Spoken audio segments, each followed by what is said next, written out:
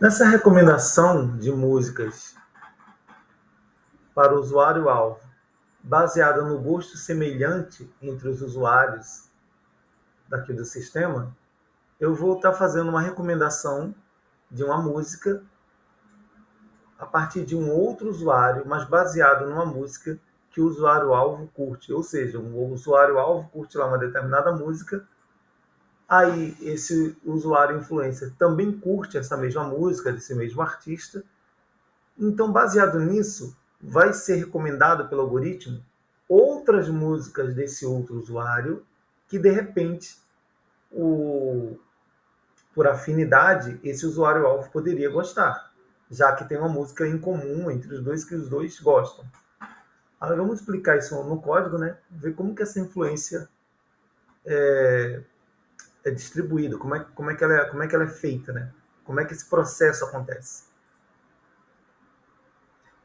Então aqui eu estou com as músicas curtidas por usuários semelhantes com esse algoritmo, mas primeiramente eu vou estar executando aqui uma tabela com esse resultado, antes de executar o gráfico, para a gente ver aqui na tabela como fica isso, né? Visualmente ali com os resultados antes de ver no gráfico. Então aqui eu estou buscando as músicas que esse usuário curte. Quando eu uso aqui um parâmetro, né? Em cada seção aqui do Neo4j, eu tenho que ter esse parâmetro. Se eu usar parâmetro, eu tenho que colocar o que é esse parâmetro. Então, o parâmetro aqui, no caso, é algum usuário que tem que existir no banco. Eu vou estar adicionando esse parâmetro aqui.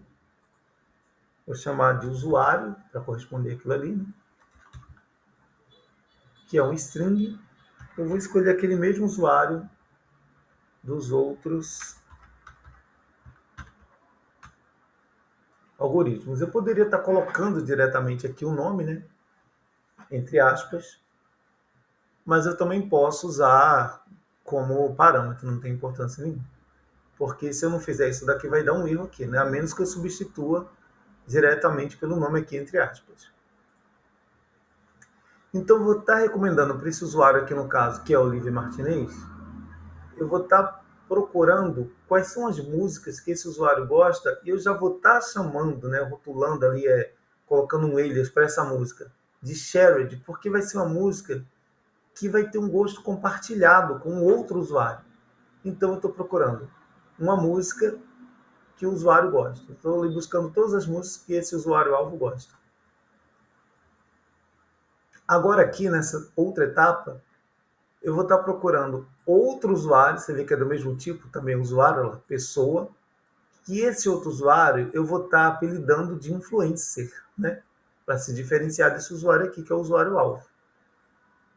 E aí eu quero saber quais são as músicas desses outros usuários que eles gostam, mas que seja igual à música que o usuário curte.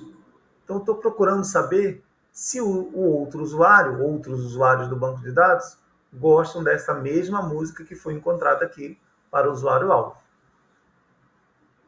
E aí eu estou criando um filtro que eu quero que esse influencer não seja qualquer pessoa, que ele seja tudo menos a pessoa-alvo.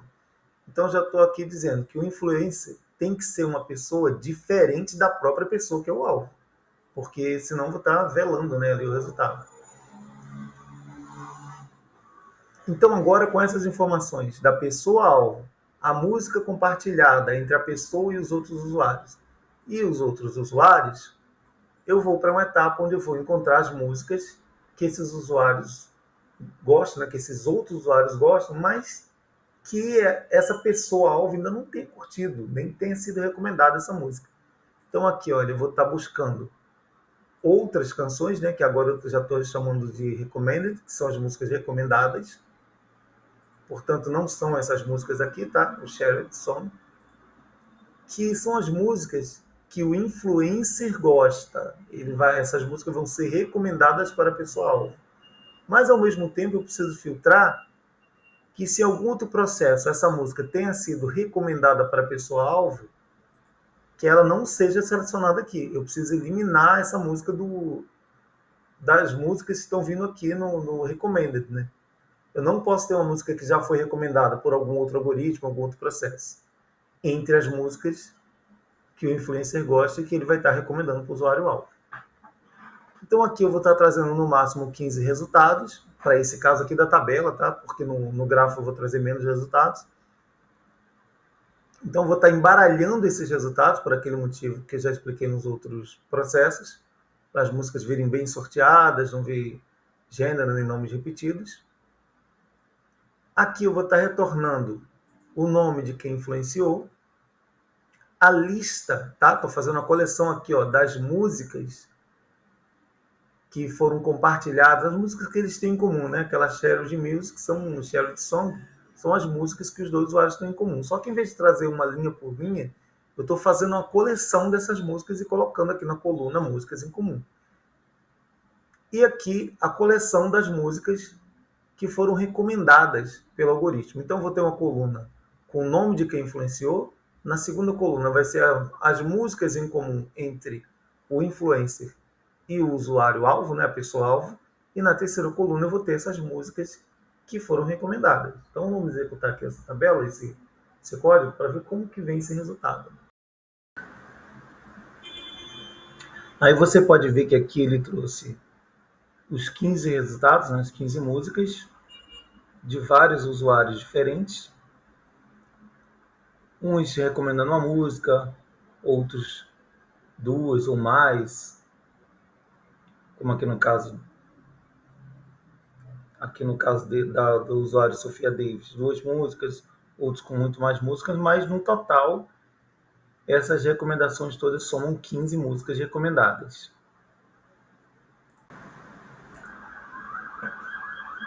Agora nós vamos para as recomendações em si, que trazem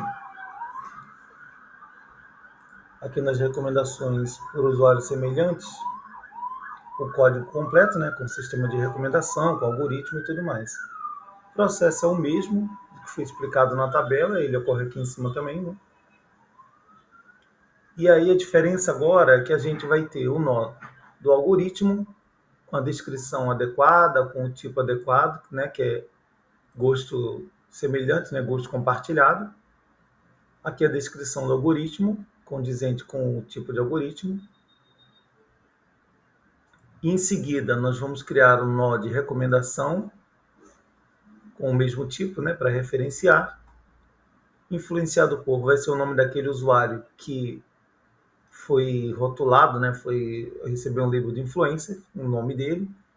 E aqui, para quem foi recomendada, para quem foi feita a recomendação da música, né, aqui o usuário, né, Olivia Martinez ali. Aqui, como nos outros algoritmos, nós vamos fazer todas as conexões, né, de algoritmo com recomendação. Depois da recomendação para a pessoa-alvo.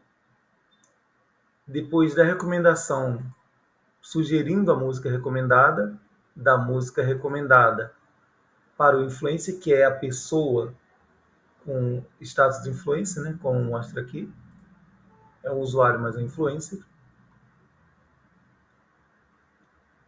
E aqui embaixo, eu estou atribuindo essa label de influencer para a pessoa que é influencer, porque ela é, na verdade, um nó pessoa, né? Um nó persona.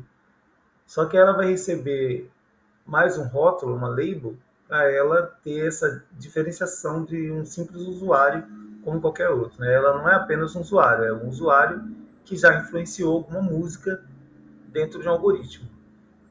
E aí, por ser uma pessoa, né, eu poderia estar fazendo um score de quantas vezes esse usuário que agora é influencer influenciou a música, qual foi a última vez que ele influenciou, e guardar um histórico, só que aqui no caso com um dado mais completo de data e hora, que você está vendo aqui que eu já citei, agora é uma variável que vem de date time, que traz a data e a hora completas. Então eu consigo montar um histórico aqui dentro, nessa variável influence history, e essa variável influence history vai estar dentro do nó influência, né, daquela pessoa que fez a influência, e sempre que ele que for feita uma recomendação com esse algoritmo, baseado em gosto semelhante, Esse usuário que recebeu o nó de influencer, ele vai ter um histórico a cada influência guardada ali. Que eu posso usar no futuro para ver qual influenciador influenciou mais, qual foi a última influência. E aqui, por último, né, eu vou retornar todos os nós todos os nós e relacionamentos, né, desse processo, desse algoritmo, para poder montar o gráfico, para não ficar com aqueles nós soltos. Né? Então, vamos processar aqui esse algoritmo, né, de músicas curtidas por usuários semelhantes. Vamos processar esse algoritmo e ver o resultado que ele traz para a gente ali no gráfico. É claro que aqui um grafo assim fica mais difícil de analisar, né? Mas você pode ver que aqui eu tenho todos os nós e todas as recomendações, todos os nós e todos os relacionamentos. Você vê que aqui no nó pessoa, que foi a pessoa alvo da influência, ela não tem essa label de influencer, mas todos os outros usuários que causaram, né, que influenciaram ali a recomendação de músicas, eles têm um nó a mais, que é o influencer. Que eu posso estar usando depois esse nó no filtro, para mostrar num dashboard, ou para fazer algum outro algoritmo, algum outro processamento. Então vamos carregar esse grafo aqui para o Explorer, né, para o Bloom, para a gente poder visualizar melhor.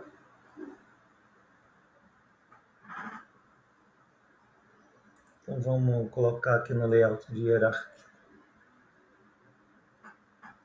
Você pode ver que por ser um algoritmo escalável, eu consigo usar esse algoritmo praticamente da mesma forma em todos os tipos de recomendação. Aqui no caso você vê que a forma do algoritmo é sempre a mesma, né? Porque ele é escalável. Só que aqui eu estou usando para fazer recomendações de músicas com base em gosto semelhante, né?